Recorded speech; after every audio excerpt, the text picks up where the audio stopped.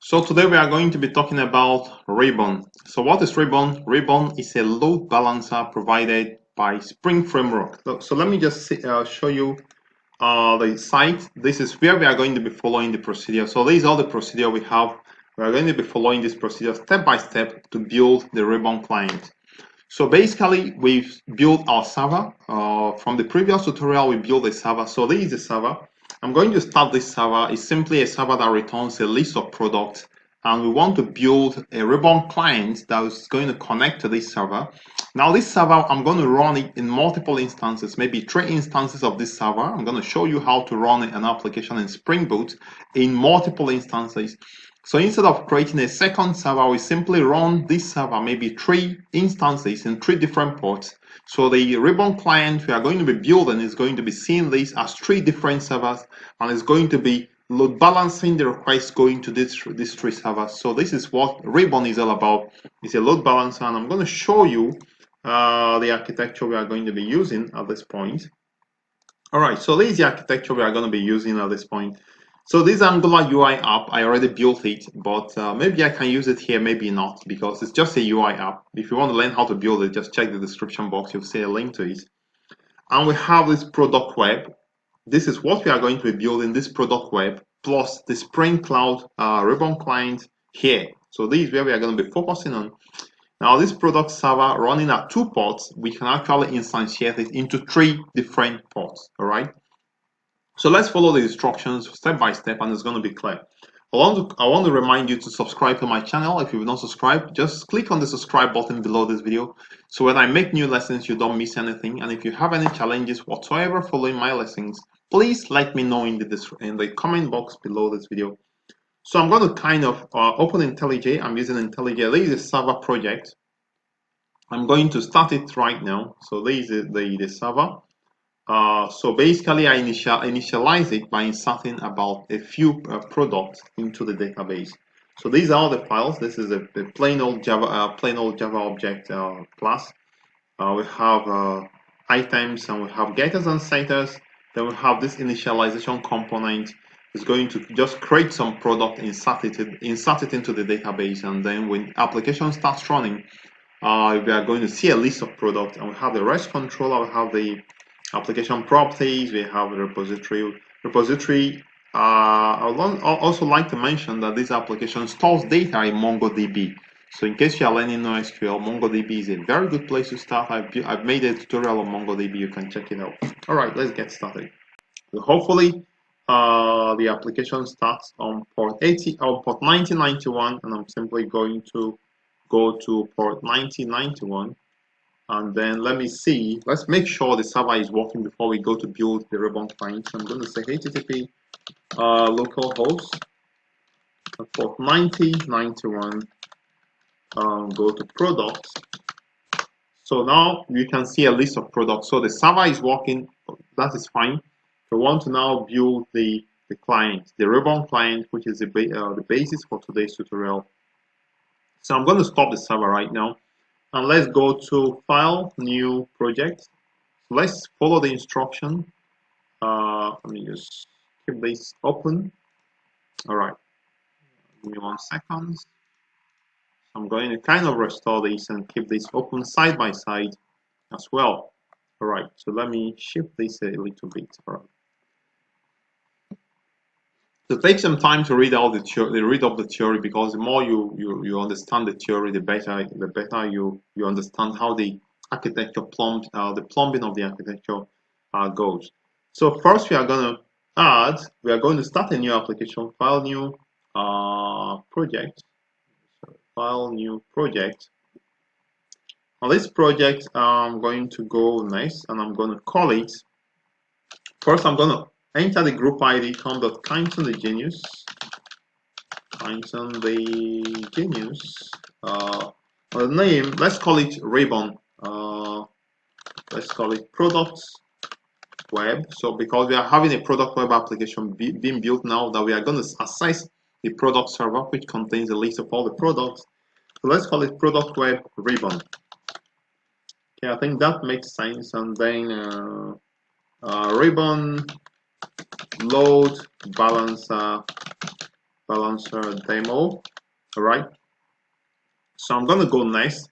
Now take note of the dependencies we need to add. We need to add the Fein client. We need to add the Ribbon. We need to add web. And we need to add Lombok. So this Lombok we need also web, Spring Web, and we need Ribbon. So Ribbon and Fein client. So this, okay. I'm gonna click on next. Now we have this Historics demo project I built before now. I could actually put it inside Historics demo, but it's better I just create a new folder in my drive so that it doesn't mix up. So let's call this Ribbon. Okay.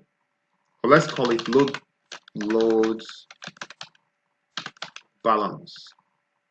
Okay, load balance maybe is okay. So I'm placing it in this directory, and actually this should be also here.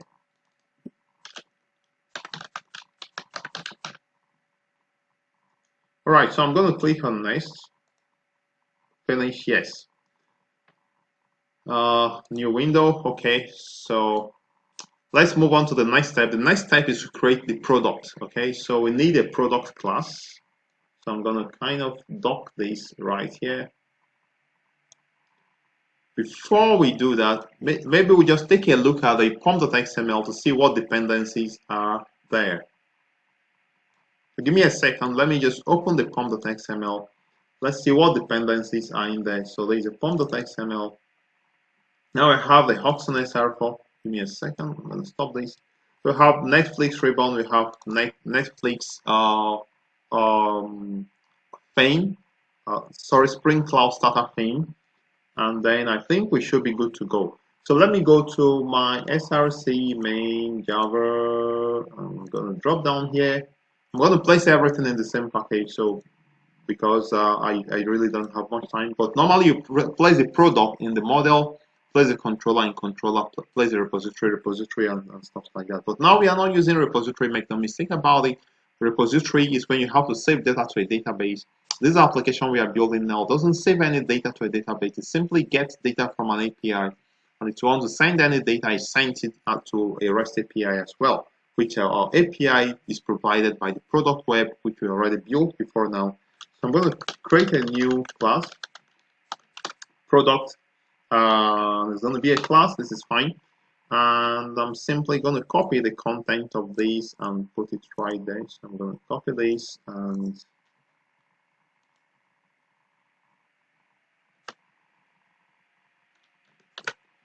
right. So also we need at data annotation here. Okay. So this data annotation comes from Lombok. Okay. So for some reason this ID annotation doesn't work. So I'm simply going to remove it from here. So I'm going to say file, save all. All right, so the next step is create the product service. So the service, as you know, is a service class that is an interface that exposes the methods we want to be accessed from the outside world.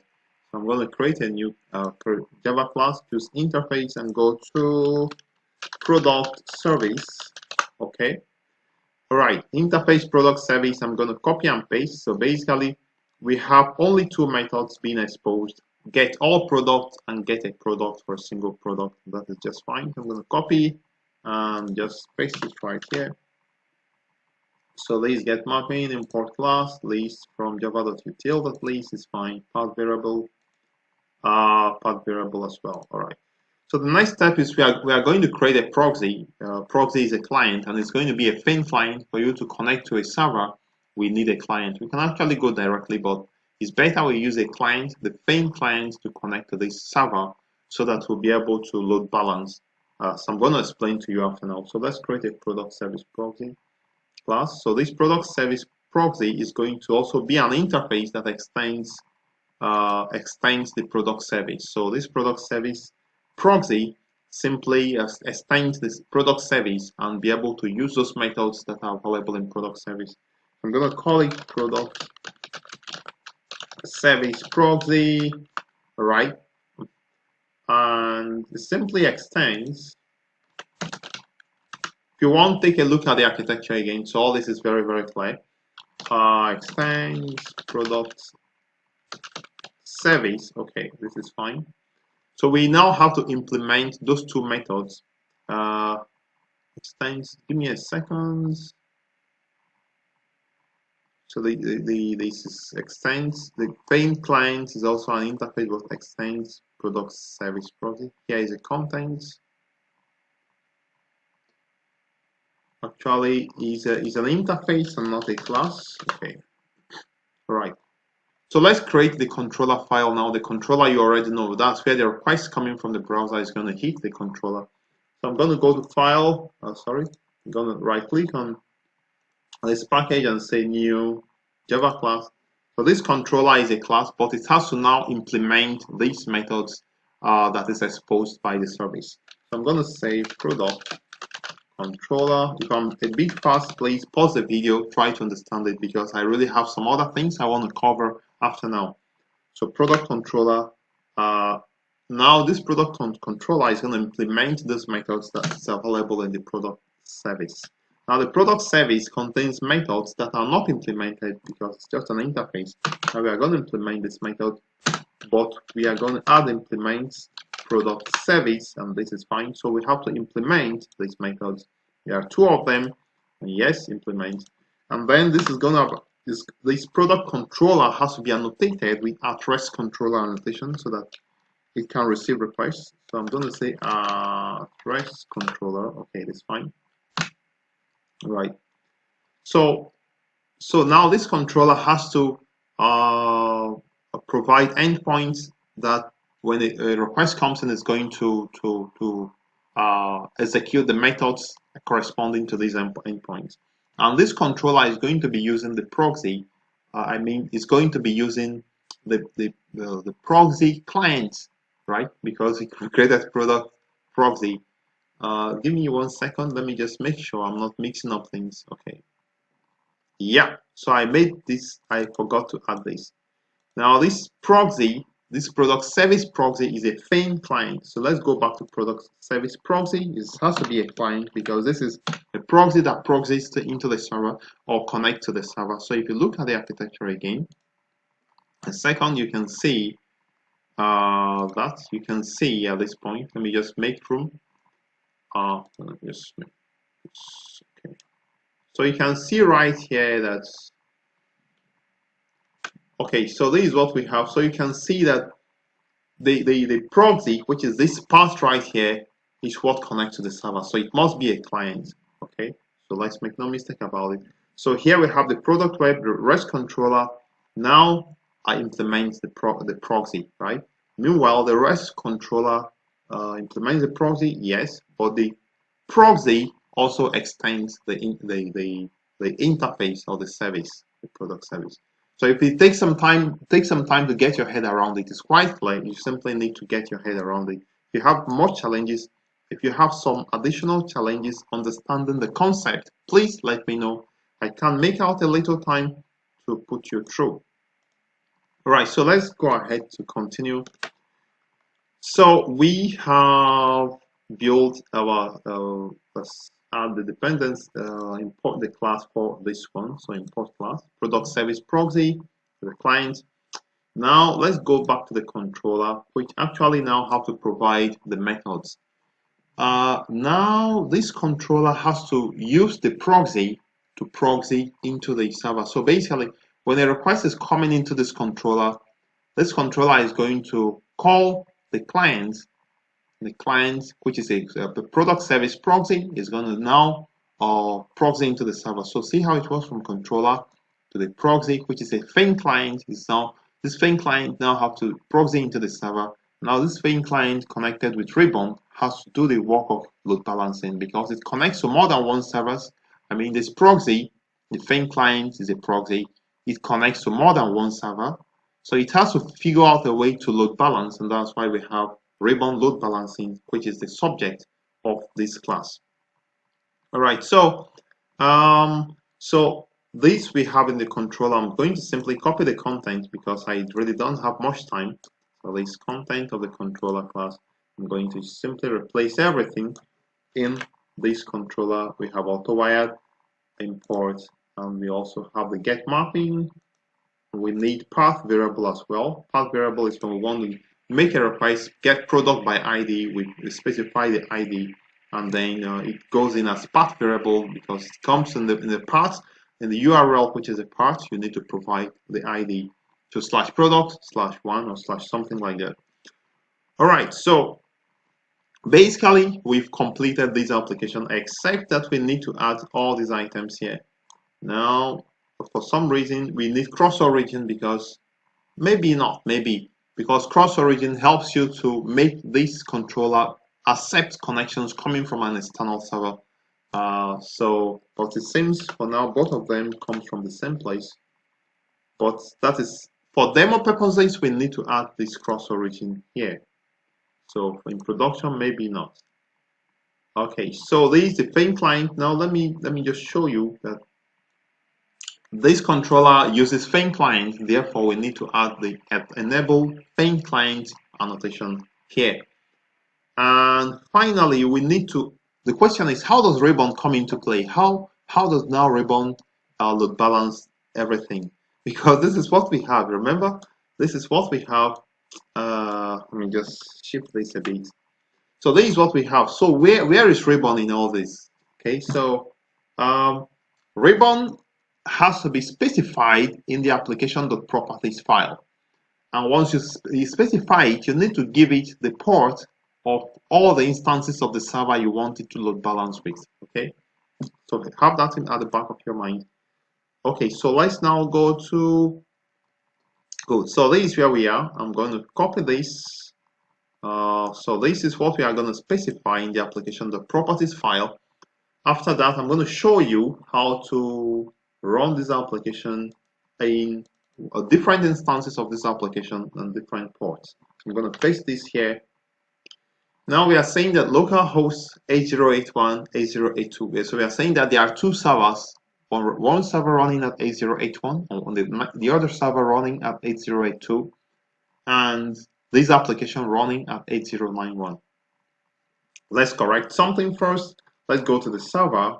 And so one thing you want to know is that if you want an application to run at different instances of the same application, you need to do one or two things. One, you can actually assign manual ports, but you can allow the system to generate ports that are available, because if you assign ports manually, what if that port is unused?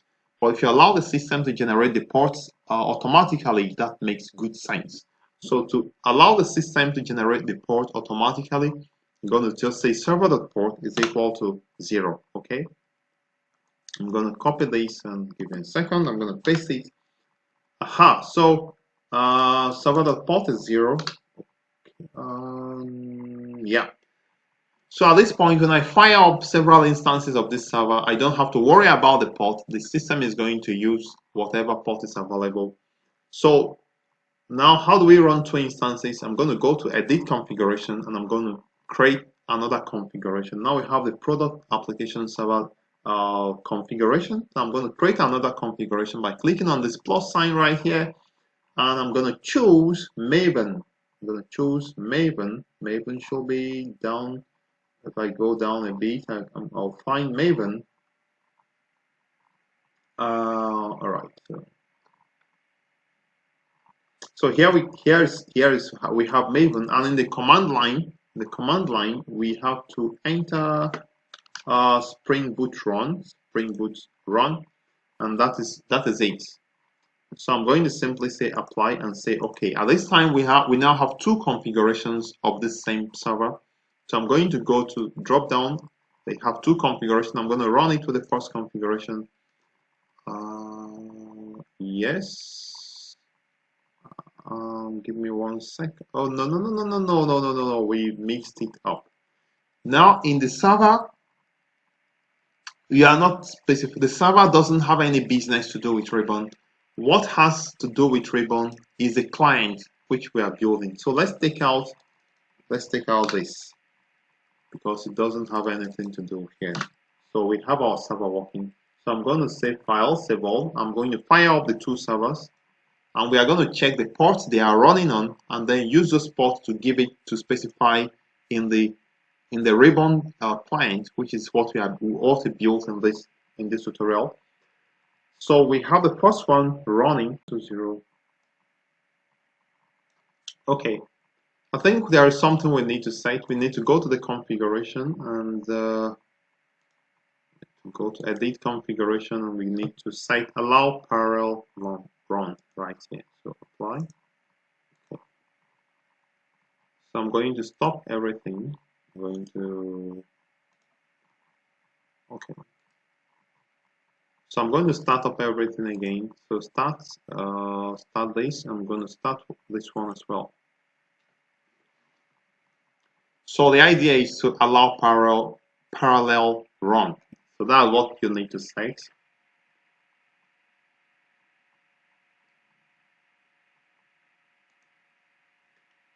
So this one starts again because it's now changing the port every time. So this one will start in port, let's see, 60240, 60240, and this one starts, let's see, so let's go to site 60240, 60240, 240.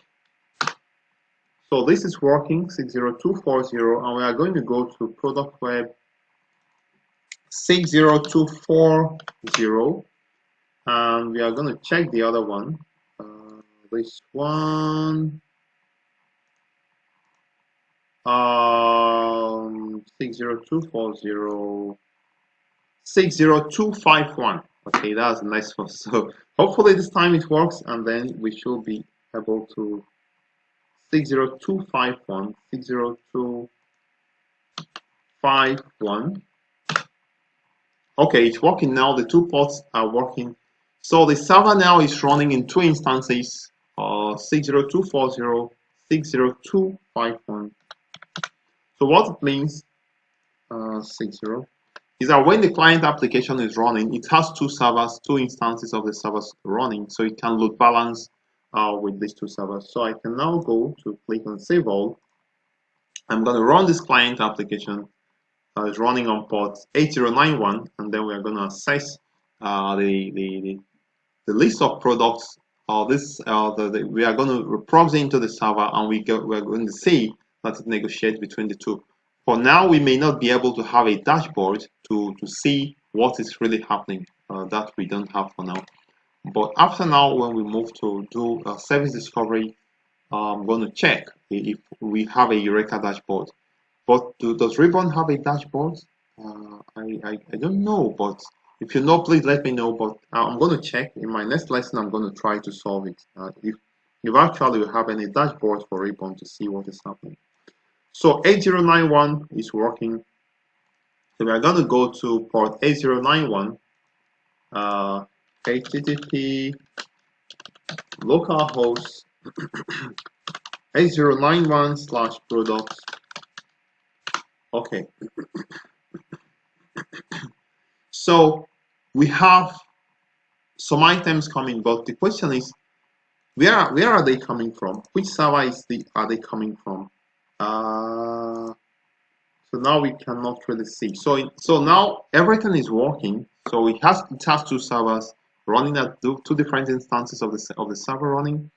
So in the nice part, I'm going to see if there is a UI. We can actually see how it kind of proxies into these two servers. I'm going to stop here. I remain Kind on the Tech Pro. If you are joining for the first time, please hit on the subscribe button. And if you have any challenges, please let me know as well.